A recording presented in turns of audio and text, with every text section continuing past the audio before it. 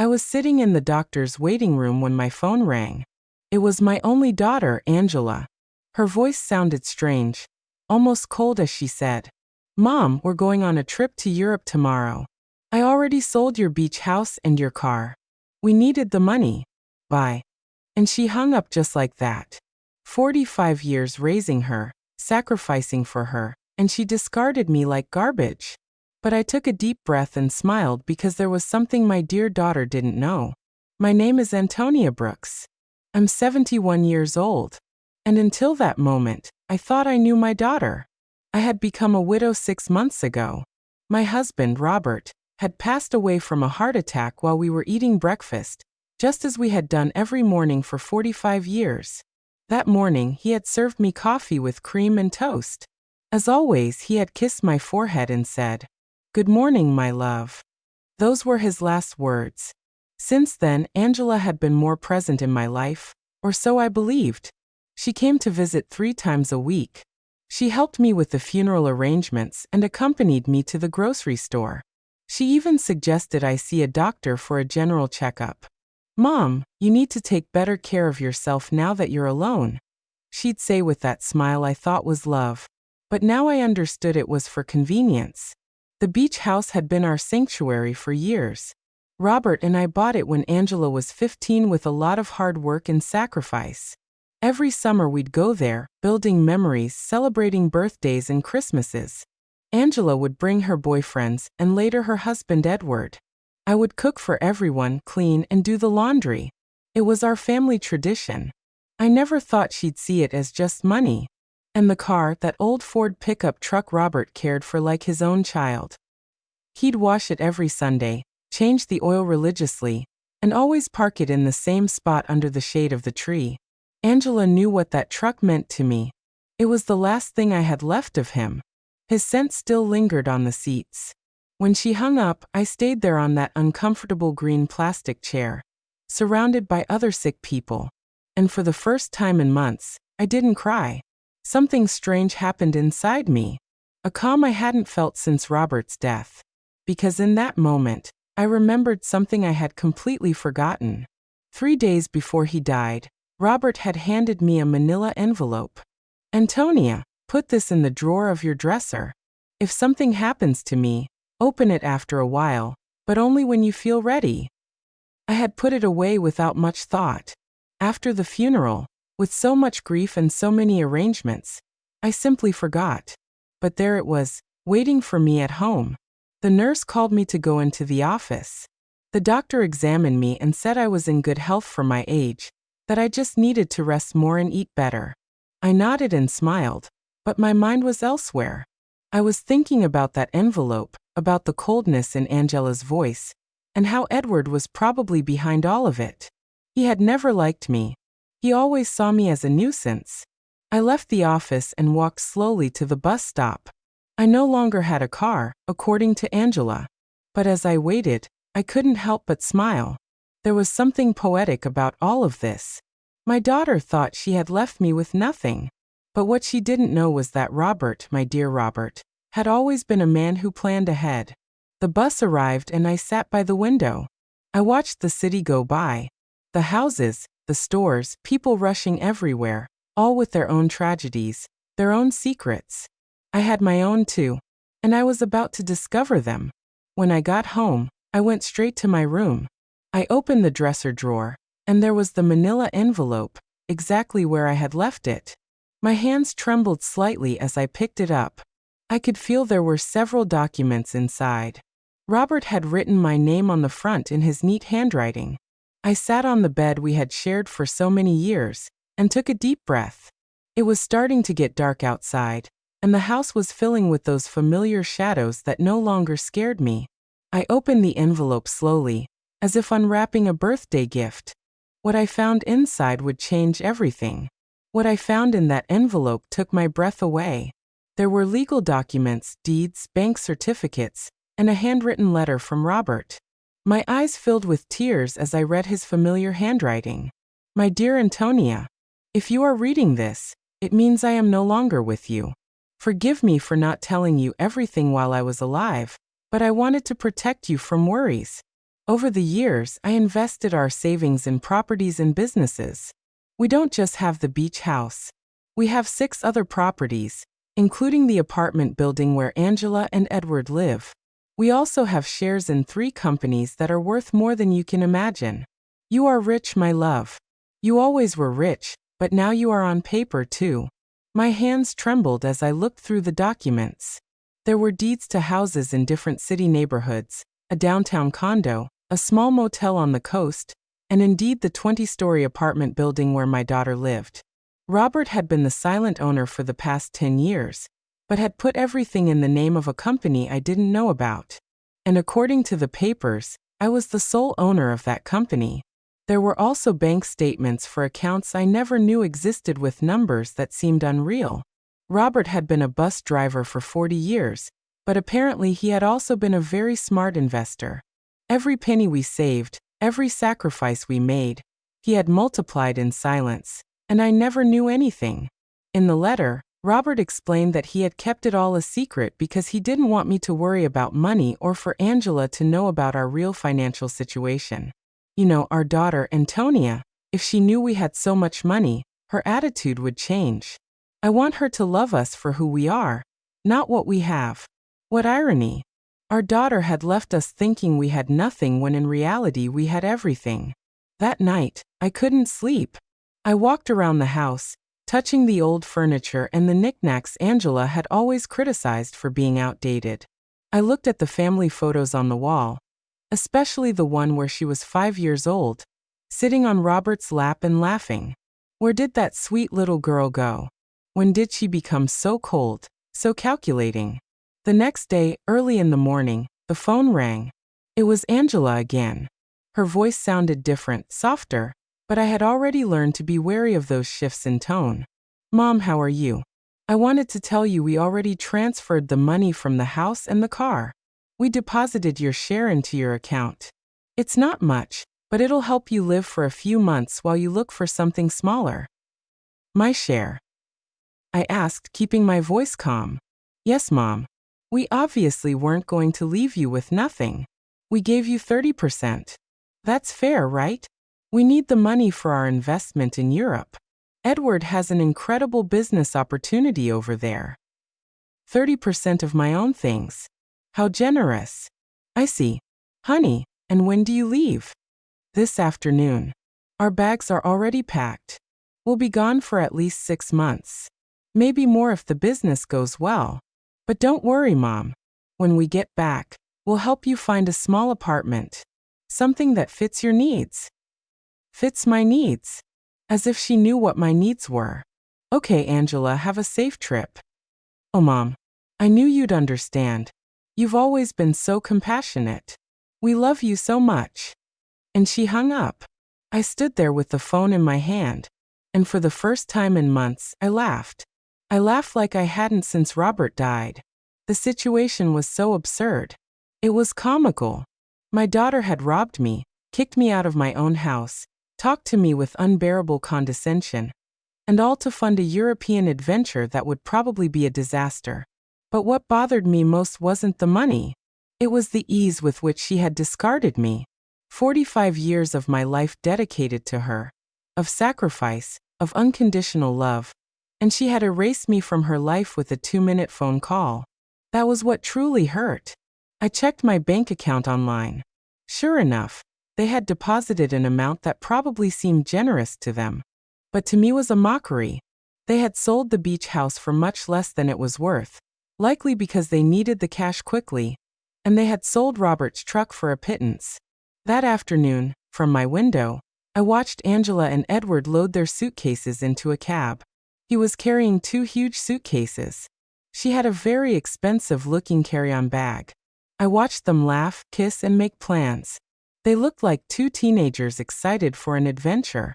They never looked toward my window, never said goodbye. When the cab drove away, I sat in the kitchen with a cup of tea and Robert's documents spread out on the table. I had to make some decisions. I could call a lawyer, reclaim my properties, and get back everything they had taken. But something told me there was a better way to handle this, a more educational way.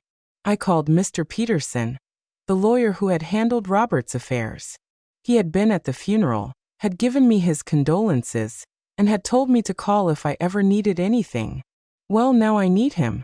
Mrs. Brooks, it's good to hear from you. How are you? I'm doing well, Mr. Peterson. I need to see you urgently.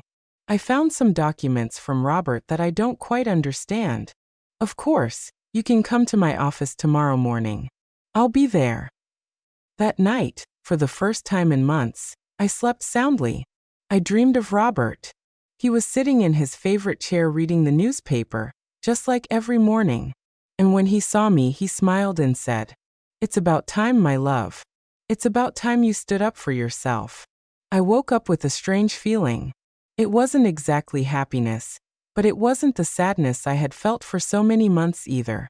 It was something like determination. For the first time since Robert's death, I had a clear purpose. I was going to get back what was mine, but not in the way Angela expected. The next morning, I got dressed with more care than usual. I put on my wine-colored dress, the one Robert always said made me look elegant. I fixed my hair and put on a little makeup. And when I looked in the mirror, I saw a woman I hadn't seen in a long time. I saw a strong woman. Mr. Peterson's office was downtown. It was an old but elegant building with marble floors and large windows. He greeted me with a warm smile, but when I showed him the documents, his expression changed completely. "Mrs. Brooks, this is much more than I imagined. Robert was a very smart man. Look, according to these papers, you are the owner of." "I know, Mr. Peterson. I've already reviewed them. What I need to know is what I can do legally." Mr. Peterson explained that everything was in order, that the documents were legitimate, and that I was the rightful owner of all those properties. He also confirmed something I had already suspected. The sale of the beach house was illegal because Angela had no right to sell it. "We can get the house back immediately, Mrs. Brooks, and we can also proceed with legal action against your daughter for fraud." "No, Mr. Peterson. I don't want to proceed with legal action. I want to do this another way. I want everything to remain a secret for now. Can you help me?" He looked at me with curiosity, but he nodded. "Of course, you are my client. What do you need?" "I need you to discreetly get the beach house back, do what is necessary to nullify that fraudulent sale, and I need you to help me gain real control of all my properties, especially the building where my daughter lives." "I understand. It will be a process that takes a few weeks, but it's completely feasible." "Perfect. And Mr. Peterson, I need no one to know I am behind all of this, at least for now." When I left his office, I felt as if I had woken up from a very long dream. I walked through the downtown streets watching the people, the buildings, the life that was going on as normal. But for me, everything had changed. I had a plan. The following weeks were the strangest of my life. Officially, I was a poor widow who had been abandoned by her daughter. But in secret, I was a rich woman silently orchestrating the recovery of my assets. Mr. Peterson worked efficiently, and every few days he would call me with updates on the progress of the legal proceedings. I decided to stay in my house for the time being. It was mine after all, although Angela probably expected me to move into a single room. Every morning I would wake up, have breakfast at the same table where Robert and I had shared so many years, and then go for a walk in the neighborhood. The neighbors would greet me with that mix of pity and curiosity they reserved for recent widows. Aurora, my lifelong neighbor, came up to me one afternoon while I was watering the plants in the front. "Antonia, dear, is it true that Angela went to Europe and left you all alone?" "Yes, Aurora, she went with Edward. They have business plans over there." "And how are you going to live, sweetie? We all know Robert didn't leave much money."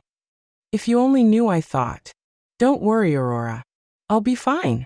Do you need anything? I can bring you some food, help you with groceries." "You're very kind, but I'm fine really."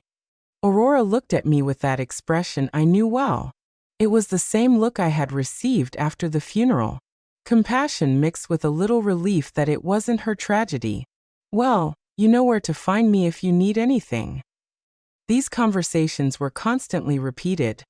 The butcher, the baker, the lady at the corner store.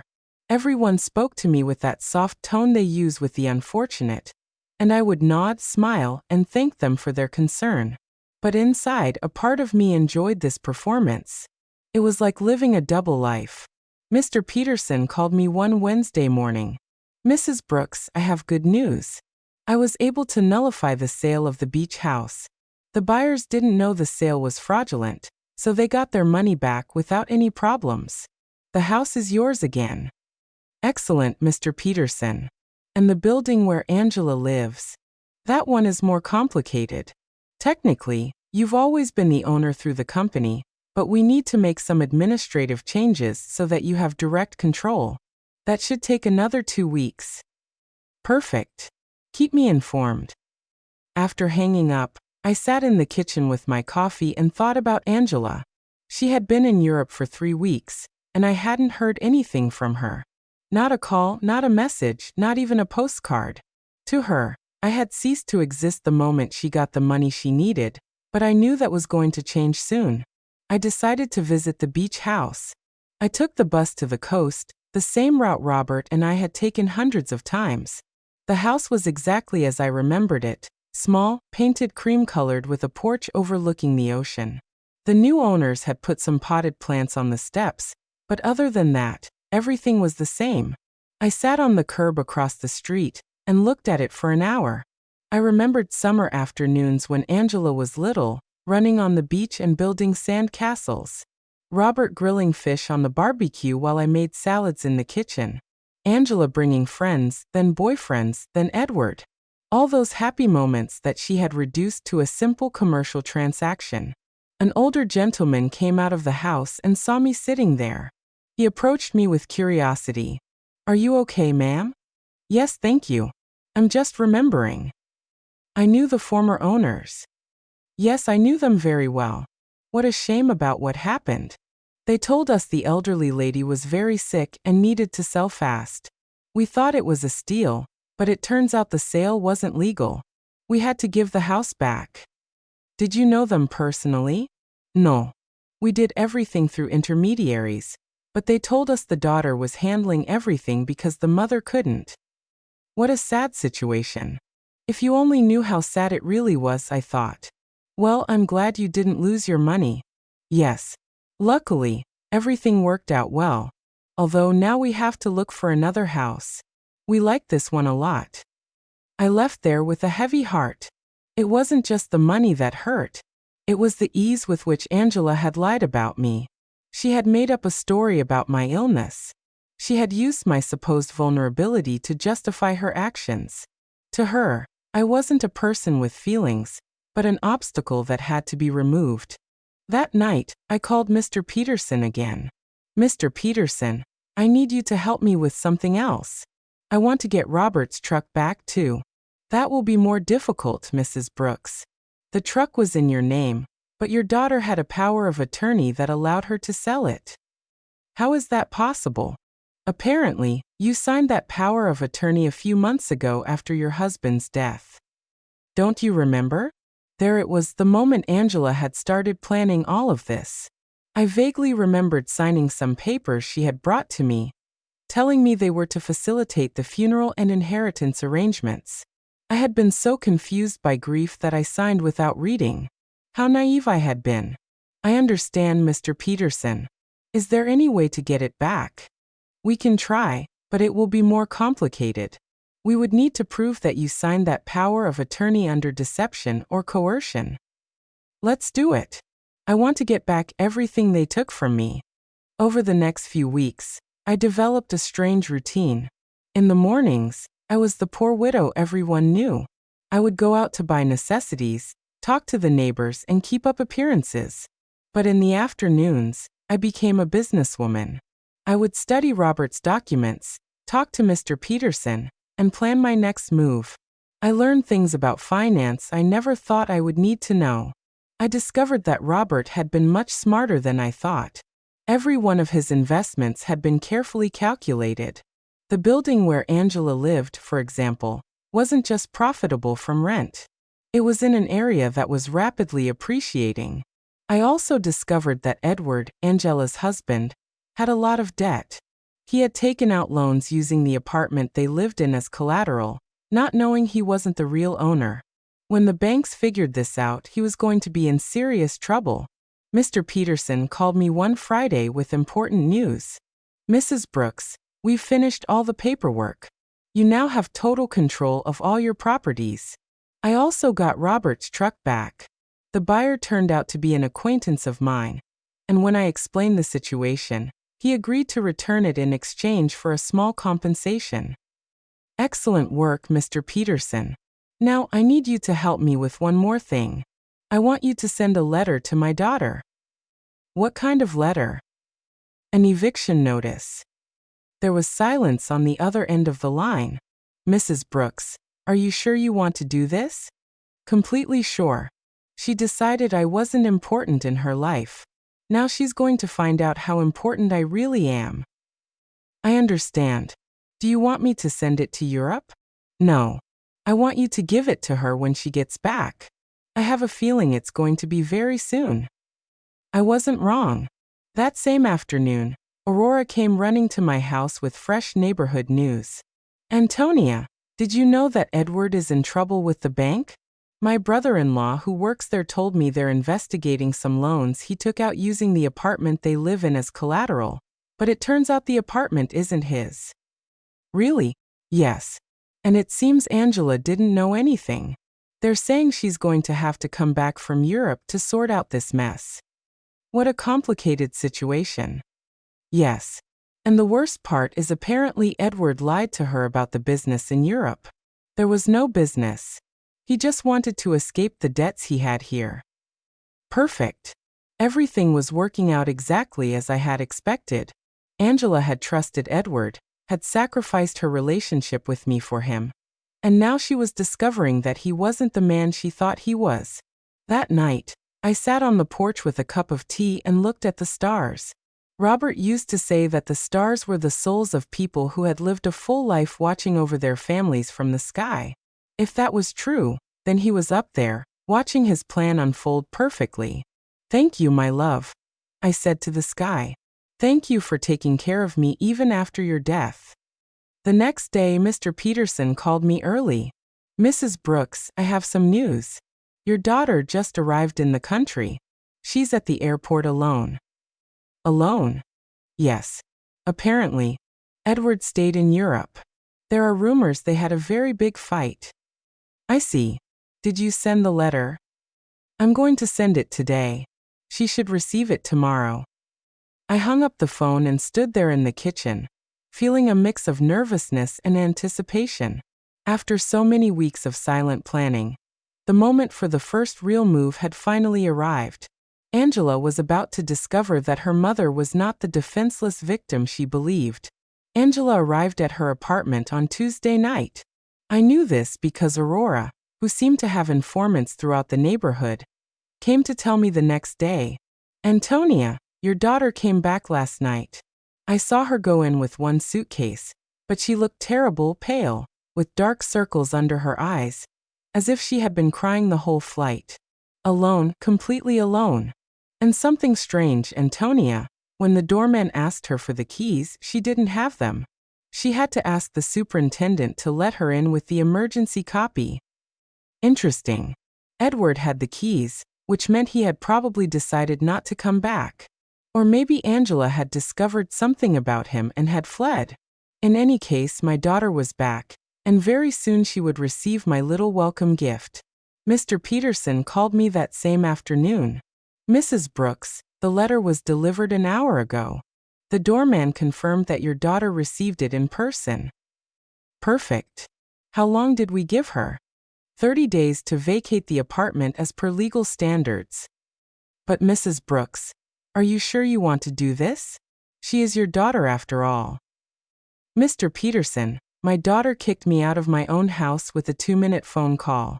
She sold my things without asking. She treated me like garbage. Now she's going to learn that actions have consequences." "I understand. I just wanted to make sure you had considered all the implications." "I have considered them, Mr. Peterson. All of them. That night I couldn't sleep. I stayed awake imagining Angela's face when she read the letter. The initial confusion, then the disbelief, then the panic. She would probably think it was a mistake, that someone was trying to scam her. But when she called to verify, she would discover that everything was completely legal. The next day, as if she had been waiting for my call, the phone rang at 8 o'clock in the morning. It was Angela, and her voice sounded desperate. Mom, I need to talk to you urgently. Good morning, honey. How was Europe? Mom, I don't have time for that right now. I received a very strange letter yesterday. It says I have to vacate my apartment in 30 days. It must be a mistake, right? Do you know anything about this? An eviction notice. How strange. From whom? From a company I've never heard of. It's called, wait, let me find the letter. Robert Investments Incorporated. Do you know this company? Robert had used his own name for the company. How poetic. No, honey. I've never heard that name. Are you sure the letter is legitimate? That's what I want to find out. Mom, I need you to help me. I don't know what to do. Edward left me in Europe. He ran off with another woman, and now I come back to this. I don't understand what's happening. There was the confirmation. Edward had abandoned her. Probably when the money ran out, or when he realized that the legal problems at home were more serious than he thought. Poor Angela. She had sacrificed her family for a worthless man. I'm so sorry, honey. Where are you now? I'm in the apartment, but I don't know for how long. Mom, can I come see you? I need to talk to someone. I don't have anyone else. The irony was perfect.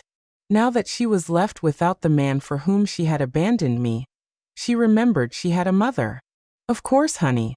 Come over whenever you want. I'm on my way. I hung up the phone and looked at myself in the mirror. I had to be perfect for this performance.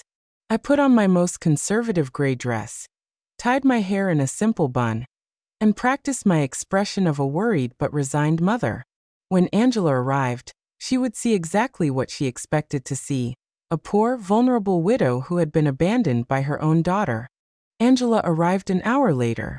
When I opened the door, I was surprised at how bad she looked. She had lost weight, had deep circles under her eyes, and her expensive clothes looked wrinkled and unkempt. Her eyes were red from crying. Mom, she said, and for a moment I thought she was going to hug me, but she stopped as if she suddenly remembered how things had ended between us. Come Oni. Do you want some coffee? Yes, please. We sat in the kitchen at the same table where I had read Robert's documents weeks ago. Angela looked small in that chair, lost, just like when she was a child and came to tell me about her school problems. Mom, I'm so sorry for the way I left. I know I didn't treat you well. It's in the past, honey. No, it's not. I treated you badly. I said horrible things and now, her voice broke. Now I have no one. What happened with Edward? He left with a 25-year-old hotel waitress in Paris. It turns out there was never any business in Europe. It was all a lie. He just wanted to escape the debts he had here, and used the money from the sale of your house to fund his adventure. All the debts. Yes, Mom. So many debts. It seems he had been taking out loans for years, using the apartment we lived in as collateral. But now I find out he wasn't the owner of the apartment. How is that possible? Here was my opportunity. I don't know, honey. Property matters are very complicated. The problem is that now the banks are coming after me for his debts. They say since we were married, I'm also responsible. And on top of that, this eviction notice. Mom, I don't know what to do. I don't have money. I don't have a job. I don't have anywhere to live. She started to cry, real tears of genuine desperation. And for a moment, my mother's heart softened. I wanted to hug her, console her, tell her everything would be okay. But then I remembered the coldness in her voice when she called me from the doctor's office.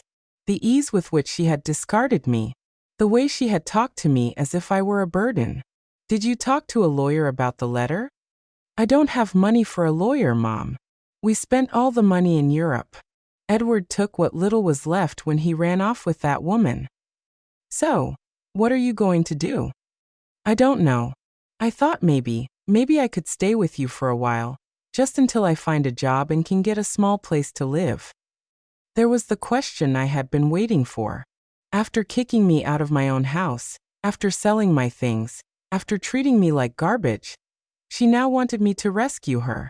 She wanted the poor widow she had created to save her from the consequences of her own actions. Of course, honey, this will always be your home. Angela looked at me with surprise, as if she hadn't expected it to be so easy. Really, Mom, after everything that happened? You are my daughter, Angela.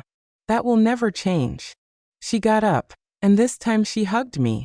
It was a desperate hug from someone drowning and clinging to the only thing they can find. I hugged her back, too, but not with the unconditional love from before. Now there was calculation in my embrace. Strategy. Thank you, Mom. I promise I'll find a job soon. I won't be a burden. Don't worry about that now. Rest, recover, and then we'll see what your options are. Angela left that afternoon to get some things from her apartment. I stayed in the kitchen, thinking about how easy it had been. She had come to me exactly as I had planned, broken, desperate, with no options, and best of all, she suspected nothing. To her, I was still the poor abandoned mother who needed her compassion. But this was only the first part of my plan. Having her live with me would give me the perfect opportunity for the next phase. I was going to let her settle in, feel safe, and believe she had found a refuge in my house. And then, when she least expected it, I was going to teach her the difference between being poor by choice and being poor by consequence. That night, I called Mr. Peterson. Mr. Peterson, I need you to do something else for me. Tell me, Mrs. Brooks. I want you to investigate Edward's debts. I want to know exactly how much he owes to whom, and what legal options I have to separate them from my daughter. That will take time, but it's feasible. Perfect. And Mr. Peterson, I want you to keep this an absolute secret. No one can know I am behind this investigation. Of course, Mrs. Brooks. May I ask what your final plan is? My plan, Mr. Peterson, is very simple. I'm going to save my daughter, but first she has to understand what it truly means to hit rock bottom.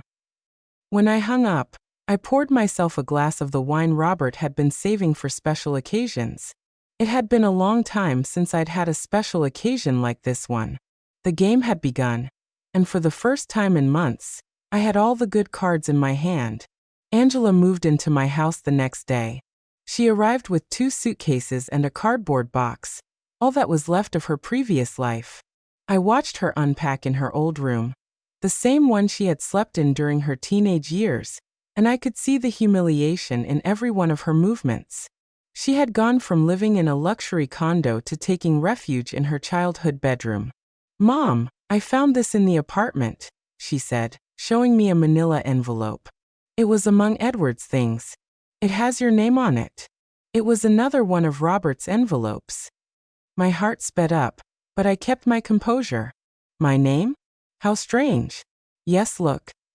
She showed me the envelope.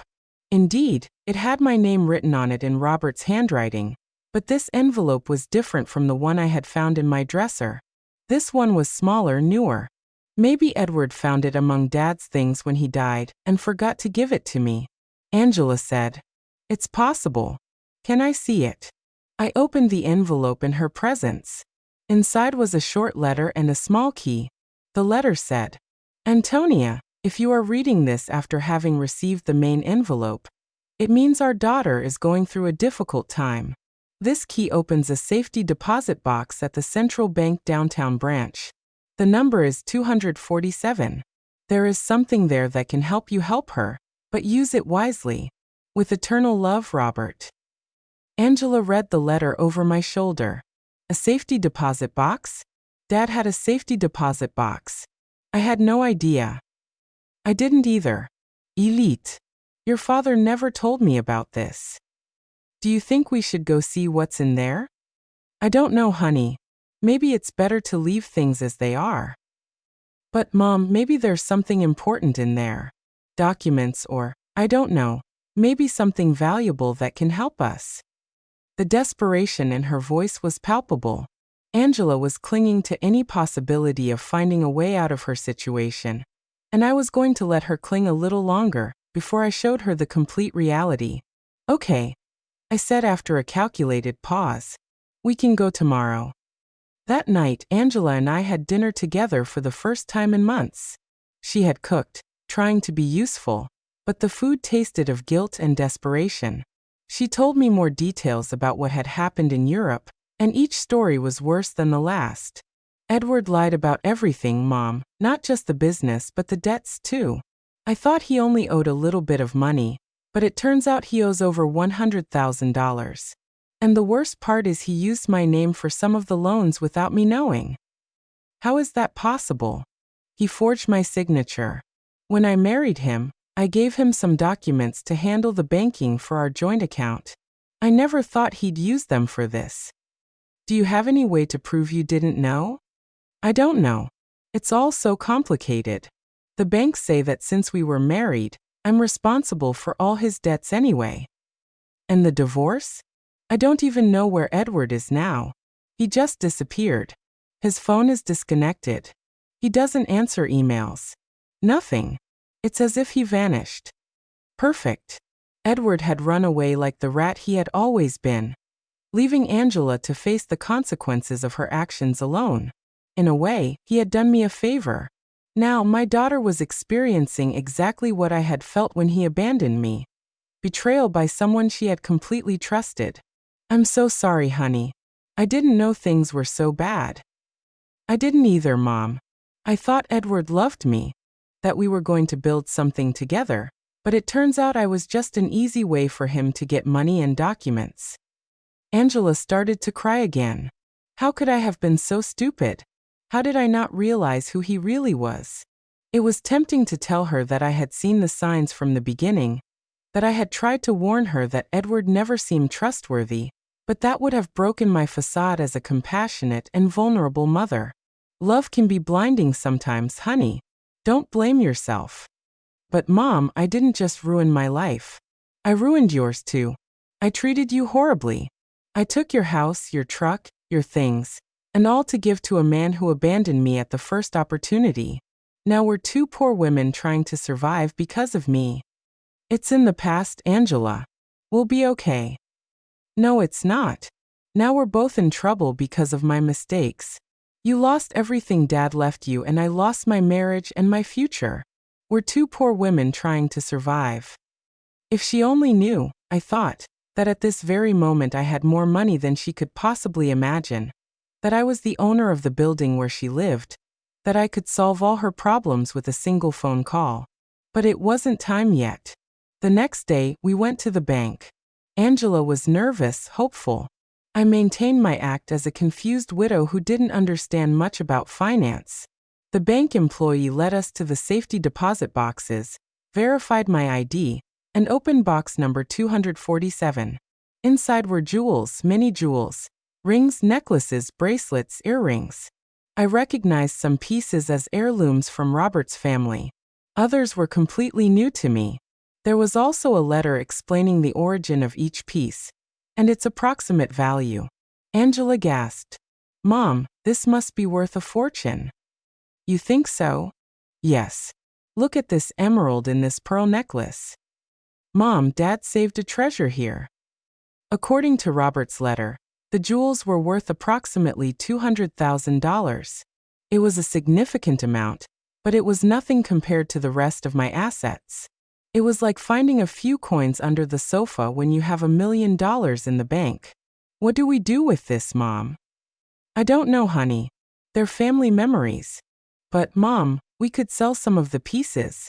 With this money, you could get your beach house back, and I could pay off some of Edward's debts. There it was again. Even when she found something valuable, Angela's first reaction was to think about how to use it to solve the problems Edward had created. She hadn't learned a thing yet. Are you sure you want to use your father's inheritance to pay Edward's debts? What other option do I have, Mom?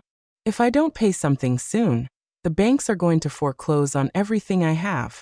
And technically, I don't own anything. Everything was in Edward's name. Think carefully, honey. Once you sell these jewels, you won't be able to get them back. I know, but what else can I do? I can't get a job with all these legal claims pending.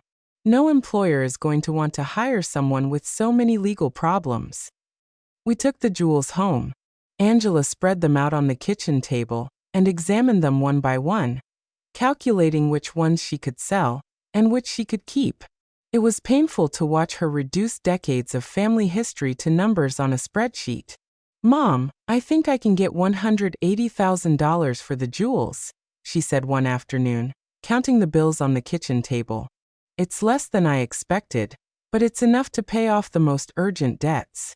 Are you sure you want to do this? I have no choice. If I don't pay something soon, they'll seize everything. Even this house could be at risk if they prove I have some kind of legal connection to the properties. How ironic the situation was. Angela was worried about losing a house that I owned, paying the debts of a man who had abandoned her with money from jewels that had belonged to the same man who had created the fortune that could save her. And how are you going to decide which debts to pay first? I talked to a free financial advisor at the bank. She told me to prioritize the debts that have real collateral because those are the ones that can affect property or lead to immediate foreclosure. Angela had matured so much in these few weeks. The woman who had sold my things without consulting me was now carefully investigating every financial decision. The suffering had made her more responsible, but also more fragile. That night, while she was organizing the debt documents on the table, I received a call from Mr. Peterson. Mrs. Brooks, I have a full report on Edward's debts. The situation is worse than I thought. How much worse? He owes over $200,000 to several banks and also has debts with private lenders. What's more concerning is that he used falsified documents with your daughter's signature for some of these loans. That means Angela is legally responsible. It's complicated. If we can prove she didn't know, we might be able to get her out of some of the debts. But it's going to be a long and expensive process. How expensive for a good lawyer specializing in these types of cases? Probably $50,000, and there's no guarantee of success. I understand. And what if she just pays the debts? If she has the money, that would be the fastest solution, but I doubt she has access to that amount. Mr. Peterson, I want you to prepare all the necessary documents to get my daughter out of these debts, but don't tell her anything yet. You're going to pay Mrs. Brooks? I'm going to do whatever is necessary to protect my daughter, but this has to be handled in a very specific way. When I hung up, I found Angela in the living room looking at the jewels with a sad expression. She looked lost, like a child who had broken her favorite toy and didn't know how to fix it. What are you thinking about, honey? About Dad? About how disappointed he would be in me if he could see what I did with my life. Your father loved you very much, Angela. He would understand. No, Mom. He taught me to be responsible, to value family, not to be selfish. And I did the exact opposite. I abandoned my mother for a man who turned out to be a liar. I sold my family's memories for money. I ruined everything he built. For the first time since she had returned, I heard a genuine regret in her voice. It wasn't just lamenting the consequences of her actions, but a true acknowledgement that she had done something morally wrong. People make mistakes, honey. The important thing is to learn from them. But how do I learn from this, Mom? How do I fix the damage I've done? There was the question I had been waiting for. Angela was finally ready to face the truth about her actions and their consequences. But it wasn't yet time to reveal my final card. First, I had to let her hit rock bottom completely. The next few days were crucial for my plan. Angela decided to sell most of the jewels, keeping only the engagement ring Robert had given me and a small necklace that had belonged to her grandmother. I watched her prepare to go to the jewelry stores, research prices, and negotiate with buyers. It was painful to watch her reduce decades of family history to commercial transactions, but it was necessary for her to understand the real weight of her decisions. Mom, I got $180,000 for the jewels, she told me one afternoon, counting the bills on the kitchen table. It's less than I expected, but it's enough to pay off the most urgent debts. Are you sure you want to do this? I have no choice. If I don't pay something soon, they'll foreclose on everything. Even this house could be at risk if they prove I have some kind of legal connection to the properties. How ironic the situation was. Angela was worried about losing a house that I owned, paying the debts of a man who had abandoned her with money from jewels that had belonged to the same man who had created the fortune that could save her. And how are you going to decide which debts to pay first? I talked to a free financial advisor at the bank. She told me to prioritize the debts that have real collateral because those are the ones that can affect property or lead to immediate foreclosure. Angela had matured so much in these few weeks. The woman who had sold my things without consulting me was now carefully investigating every financial decision. The suffering had made her more responsible, but also more fragile. That night, while she was organizing the debt documents on the table, I received a call from Mr. Peterson. Mrs. Brooks, I have important news. We managed to locate Edward. Where is he? In Paris, just as your daughter suspected. But here's the interesting part. He's trying to get French residency through a fake marriage with that young woman your daughter mentioned. A fake marriage? Yes. Apparently, the girl needs papers and he needs a way to stay in Europe without being deported. But the most important thing is that we found evidence that he deliberately falsified your daughter's documents with the intention of fleeing the country. That means Angela can get out of the debts. With this evidence? Yes, we can prove fraud and coercion. Your daughter won't have to pay anything for what Edward did behind her back. It was perfect. I had a way to save Angela from all her debts legally without her suspecting that I had the money to do it. Mr. Peterson, I want you to start the legal process immediately. Don't tell my daughter anything yet. I want the process to be completely finished before I tell her. I don't want to give her false hope. Understood. This will take about 3 weeks, maybe a month. Perfect. When I hung up, Angela looked at me with curiosity. Who was that, Mom? A lady who was asking about Mrs. Davis, our neighbor on the corner. She had the wrong number. Lying had become easy. Every day that passed, I felt more comfortable with this double life I was leading. On one hand, I was the poor, abandoned mother Angela believed me to be. On the other, I was a wealthy woman, silently orchestrating my daughter's salvation and education. Over the next 2 weeks, I watched Angela struggle with decisions she never had to make. How to stretch money for food, how to negotiate with creditors, how to look for a job when your credit history is ruined. It was a cruel but necessary education. Mom, I went to 3 job interviews today, she told me one evening, coming home with swollen feet and a tired face. 2 of them told me they can't hire me because of the pending legal problems. The third one offered me a part-time job cleaning offices at night. Are you going to take it? I have no choice. It pays very little, but it's better than nothing, and I can work at night so I can keep looking for something better during the day. Seeing my daughter, who had lived a comfortable life for over 40 years, preparing to clean offices at night, broke my heart. But it also filled me with pride. She was finally facing reality without expecting someone else to solve her problems. Are you sure you can handle so much physical work? I'll have to learn. I can't keep being a burden to you, Mom. It's bad enough that you're letting me live here for free. This is your home, Angela. No, Mom. This is your home and I'm here because of your generosity, but I'm not going to take advantage of it forever. One night, while Angela was on her first cleaning shift, Aurora came to visit. She sat in the kitchen with me, drinking tea and looking at the family photos on the walls.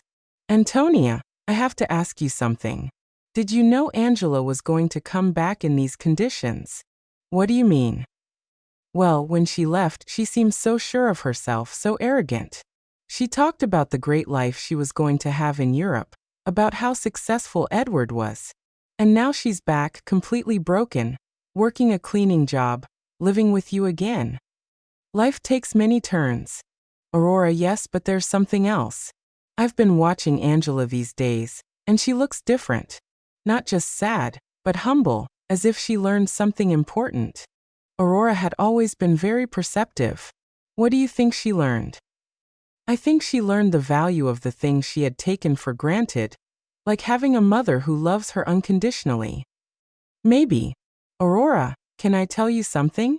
When Angela left and treated you so badly, many of us thought you would never forgive her. But here you are taking care of her again, giving her a home when she has nowhere to go. She's my daughter, Aurora. Yes, but not every mother would do what you're doing, especially after being treated the way you were treated.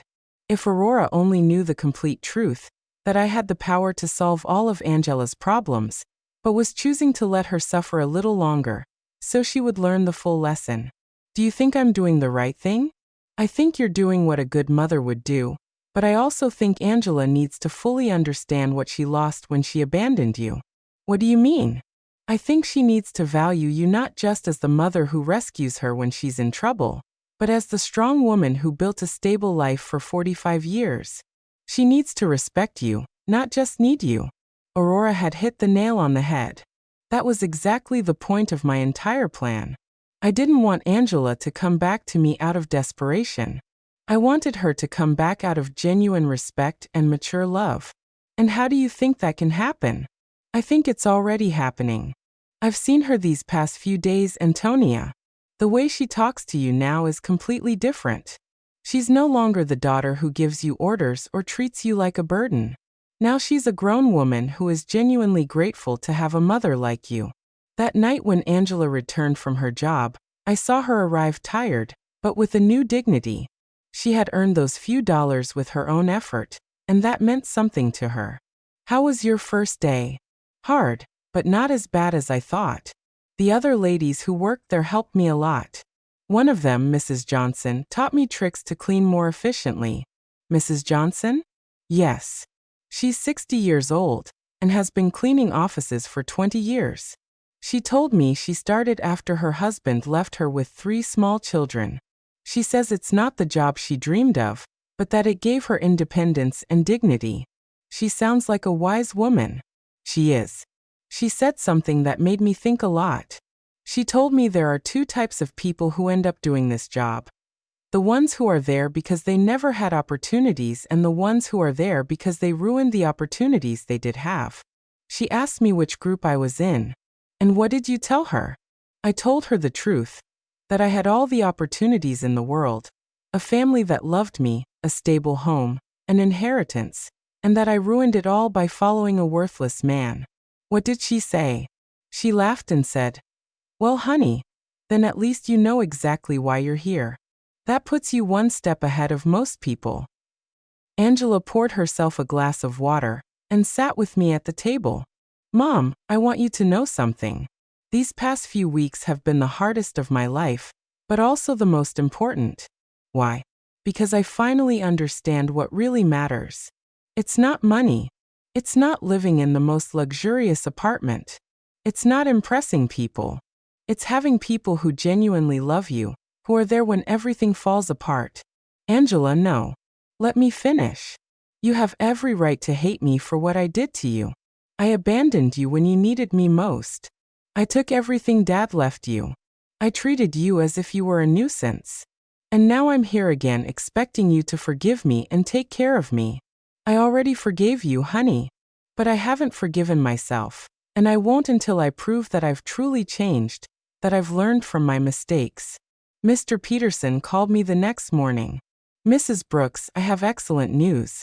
The legal process is almost complete. We can get your daughter out of all of Edward's debts." It was time. After weeks of watching Angela struggle, work, and reflect on her mistakes, the moment had finally arrived to show her that she had never been alone, that she had always had someone quietly watching over her. "Mr. Peterson, I want you to organize a meeting. It's time for my daughter to know the whole truth." Mr. Peterson arranged the meeting for Friday morning at his office. I told Angela that I had made an appointment with a lawyer who could help her with her legal problems, but I didn't explain the details. She agreed to come, although she was nervous about the cost of the consultation. Mom, I don't have money to pay a lawyer. I barely have enough to cover basic expenses. Don't worry about that now. Honey, let's just hear what he has to say. We arrived at Mr. Peterson's office on time. Angela had dressed in her best clothes, which now looked a little big on her thinner body. She was nervous, wringing her hands, expecting another piece of bad news on her endless list of problems. Mr. Peterson greeted us with his usual professional smile. Mrs. Brooks, Miss Brooks, thank you for coming. Thank you for seeing us, Angela replied. Although I should warn you that my financial situation is very complicated and I probably can't afford high fees. That's exactly what we're going to talk about, Mr. Peterson said, exchanging a look with me. But first, I need you to review these documents. Mr. Peterson handed Angela a thick folder. She opened it and began to read, her expression gradually changing from confusion to surprise. I don't understand. These documents say that Edward forged my signature, that there is evidence of fraud, that I am not responsible for the debts. That's right. We have been investigating your case for the past few weeks. We found enough evidence to prove that you were a victim of identity fraud. But how is that possible? Who paid for this investigation? I don't have money for this. Mr. Peterson looked at me. It was my moment. Angela, there's something I need to tell you. What, Mom? I took a deep breath. After weeks of acting, I was finally going to reveal the truth. Your father left me more than you knew. Much more. What do you mean, Mr. Peterson? Show her the other documents. Mr. Peterson took out a second folder and handed it to Angela. This time, the documents were the property deeds, the bank statements, the investment certificates, the entire fortune Robert had built in secret. Angela read in silence for several minutes. Her face went through a complete range of emotions: confusion, disbelief, shock, and finally comprehension. Mom, this says you are the owner of the building where I lived. Yes. And that you have other properties, bank accounts, investments. Yes. This means that when I sold the beach house, it was my house and the sale was fraudulent. I already got it back. Angela stared at the papers, trying to process the information. How long have you known this? Since the day you called me from the doctor's office. You knew all this when I came back from Europe asking for help? Yes. You knew you could solve all my problems when you saw me crying every night? Yes. There was a long, tense silence. Angela closed the folders and looked directly into my eyes. Why, Mom? Why did you let me suffer when you could have helped me? This was the question I had been waiting for weeks. Because you needed to learn something you couldn't learn any other way. What? You needed to learn the value of the things you had lost. The value of family, of respect, of responsibility. When you abandoned me, it wasn't just money you took from me. It was dignity. It was love. It was trust. Angela started to cry, but they weren't tears of self-pity like the ones she had shed during these weeks. They were tears of deep understanding. I abandoned you when you needed me most. Yes, I treated you like garbage. Yes. And you saved me anyway. Yes, but not in the way you expected.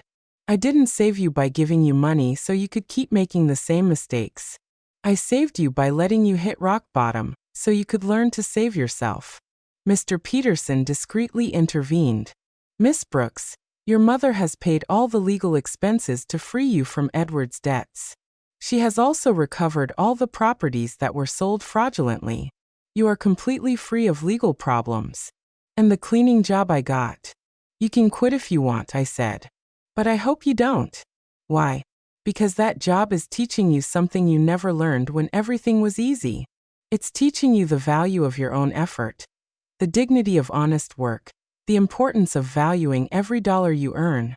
Angela wiped her tears and looked at me with an expression I hadn't seen in years. It wasn't the look of a daughter who needs her mother, but the look of a grown woman who respects another woman. Do you forgive me, Mom? I forgave you a long time ago. Honey, the question is, can you forgive yourself? I don't know if I can. I did unforgivable things. People make mistakes, Angela. The important thing is what we do after we recognize those mistakes. Mr. Peterson left us alone in his office for a few minutes. Angela and I sat in silence, processing everything that had happened. Mom, I want you to know something. Even if you didn't have all this money, even if you were really the poor widow I thought you were, I would have learned the same lesson. What lesson? That there is nothing more valuable than having someone who loves you unconditionally. During these past few weeks, the only thing that kept me sane was knowing I had a home with you. That no matter how much I had ruined my life, you were still my mother. That will never change, Angela. I know. But I also know that I can never take that love for granted again. I have to earn it every day with respect, with gratitude, with actions, not just words. We left Mr. Peterson's office with a completely new relationship. We were no longer mother and daughter united by blood and habit. We were two grown women who had chosen each other after going through the most difficult test imaginable. The following weeks were about rebuilding, but not the kind Angela expected. Even though she now knew I had enough resources to solve all her problems, she decided to keep her night cleaning job. Mom, I need to finish what I started, she told me one afternoon as she was getting ready for work. I can't just go back to a comfortable life as if nothing happened. Are you sure? You don't have to punish yourself forever. It's not a punishment. It's a way of remembering who I was and who I want to be now. I watched her put on her work uniform, something unthinkable a few months ago when she lived in the luxury condo with Edward. But there was something different in her posture, in the way she moved. She was no longer the broken woman who had arrived crying at my door. She was someone who had found dignity in honest work. Aurora came to visit me that afternoon, as she had done every few days since Angela had returned. Antonia, there are some very strange rumors going around the neighborhood. What kind of rumors? People are saying that you're not as poor as we all thought. Someone saw Angela leaving a very elegant lawyer's office downtown, and then they saw her paying off all her debts at the bank. People talk a lot, Aurora.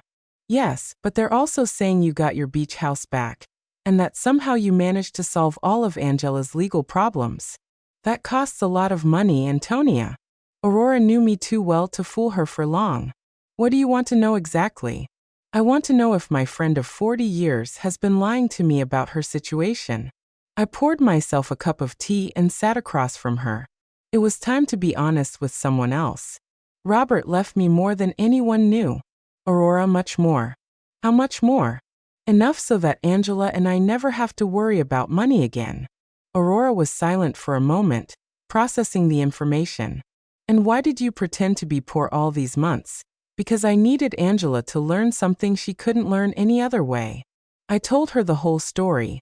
Angela's cruel phone call, my plan of silent revenge, the weeks of watching her hit rock bottom, and finally the revelation in Mr. Peterson's office. Antonia, that is brilliant and terrible at the same time. Terrible. Yes, because you let your own daughter suffer when you could have helped her immediately. But also brilliant because I understand why you did it. You do? Yes. Angela needed to learn the value of the things she had lost. If you had simply given her money to solve her problems, she would have learned that there's always someone who will rescue her from the consequences of her bad decisions. Exactly. But Antonia, didn't it hurt you to see her suffer? Every day, every night, I saw her crying. Every morning I saw her get up to go to work tired and defeated. But I knew that if I rescued her too soon, she wouldn't have learned the full lesson. And do you think she learned it? Look for yourself. Angela knows that she now has access to enough money to live comfortably. But she chose to keep her job. She knows she can move to a better place, but she decided to stay here with me. She knows she doesn't have to worry about the debts, but she's using her own savings to help other women in similar situations. She's helping other women. Yes, she became friends with the ladies she works with, and is using some of the money she earned cleaning offices to help a co-worker who is having trouble paying for her son's daycare. Aurora smiled. That's not the Angela who went to Europe. No, she's not. This Angela understands that money is a tool, not a goal. She understands that dignity comes from work and respect, not from material possessions. That night, when Angela returned from work, she found me reading in the living room. "Mom, I have to tell you something. Today, Mrs. Johnson asked me if I was the daughter of the rich lady from the north side of town. What did you tell her?" I said yes, that you have enough money for me not to have to work. And do you know what she asked me next? What? She asked me why I was still working. So I explained that it was because I need to prove to myself that I can stand on my own 2 feet. And what did she say? She laughed and said, "Honey, that's the difference between being rich and acting rich. Your mom taught you how to be truly rich." Mrs. Johnson is very wise. She is. And she made me understand something important. It's not about the money you have, but about how you use it and how you relate to it. Angela sat down with me on the sofa. "Mom, I want you to know that I've made a decision. I'm going to keep living here with you, but not as a daughter who has come back home to her parents. I want to stay here as a grown woman who chooses to share her life with her mother." What's the difference? The difference is that I'm going to pay my share of the expenses. I'm going to contribute to the upkeep of the house, and I'm going to treat this relationship as a partnership between 2 independent women who love and respect each other. Angela, you don't need to. Yes, I do. Mom, I need our relationship to be different from what it was before. Before I was a daughter who took her mother's love and care for granted. Now I want to be a grown woman who values and takes care of the most important relationship in her life. And your job? I'm going to keep working, but not necessarily cleaning offices forever. I want to go back to school. I want to prepare myself to do something more meaningful with my life. But I want to do it step by step, earning every opportunity. Do you have any idea what you want to study? Yes, I want to study social work. These past few weeks have taught me how many people are going through difficult situations without having anyone to support them. I want to use the resources we have to help other women who are going through what I went through. It was perfect. Angela had not only learned to value what she had, but she had found a way to use her experience for something constructive. And what about Edward? Mr. Peterson told me he was arrested in France for the fraudulent marriage. He's going to be deported soon, but honestly, Mom, I don't care anymore. That part of my life is over. You don't feel any resentment? No. Edward did me a favor without even knowing it. If he hadn't abandoned and betrayed me, I never would have hit rock bottom. And if I had never hit rock bottom, I never would have learned to truly value what I have. That night, for the first time in months, I went to bed completely at peace. My plan had worked perfectly. Angela had not only learned the lessons she needed to learn, but she had emerged from the experience as a stronger, wiser, and more compassionate person. Robert would have been so proud. 6 months later, our life had found a new balance that neither of us could have imagined before. Angela finished her social work studies with excellent grades, and I decided to use some of my resources to establish a foundation to help women in situations of domestic violence and financial abandonment. "Mom, the letter from the university arrived," Angela said one morning, coming into the kitchen with an envelope in her hands.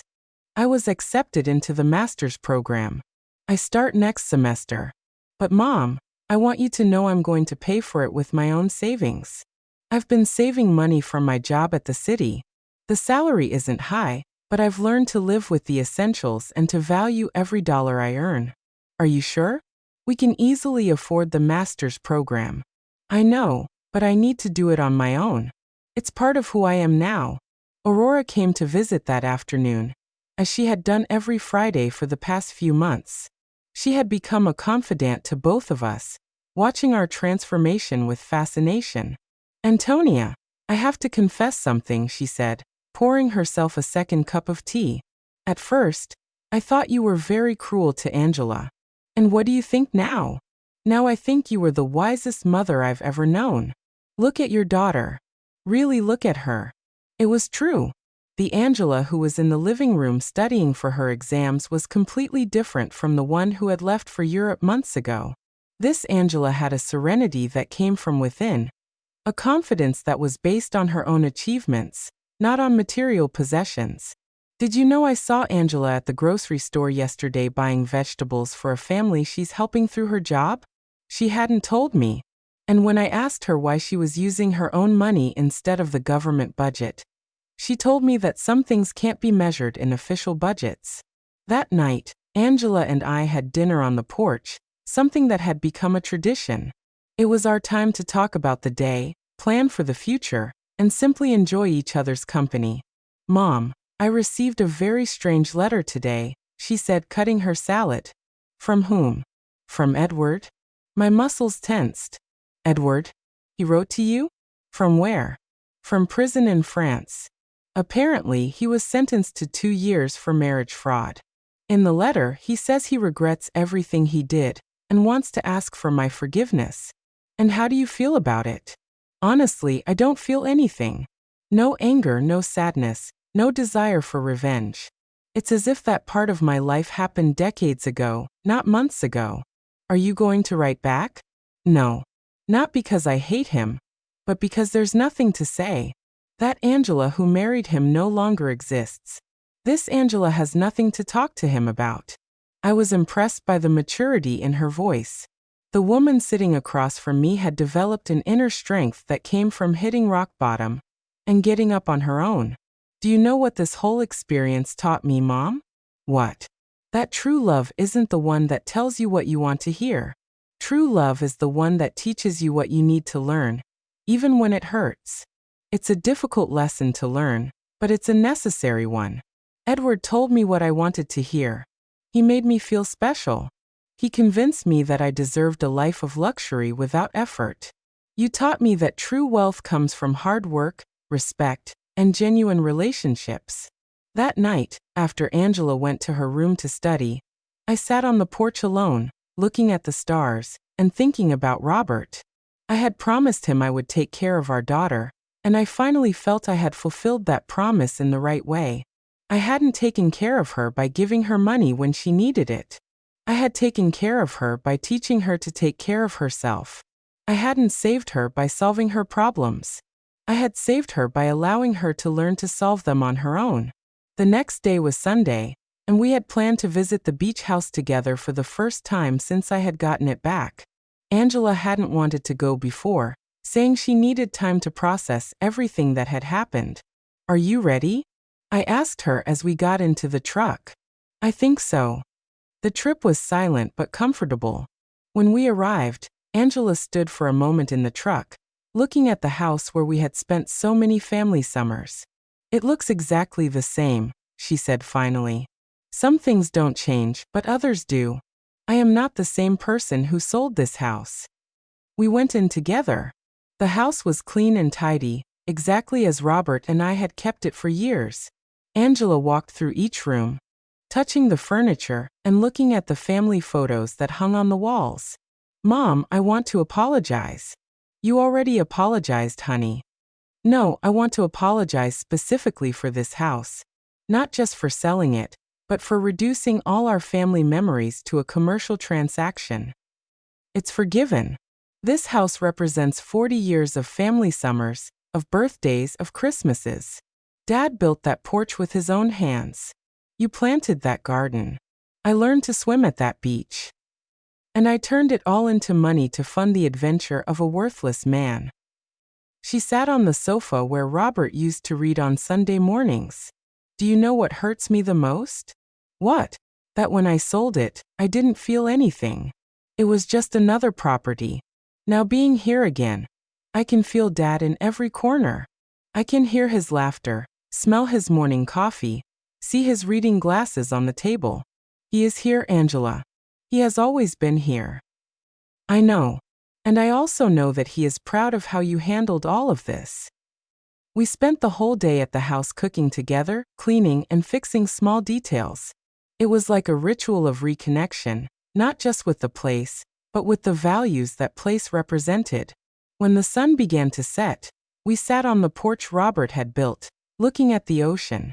Mom, I have a proposal. What is it? I want us to turn this house into a temporary shelter for women who are leaving situations of domestic violence. A place where they can stay while they rebuild their lives. It was the perfect proposal. Robert would have loved the idea that his beach house would serve to help other families. I think that's a beautiful idea, honey. We can use some of the foundation's resources to maintain it, and I can oversee the program through my job.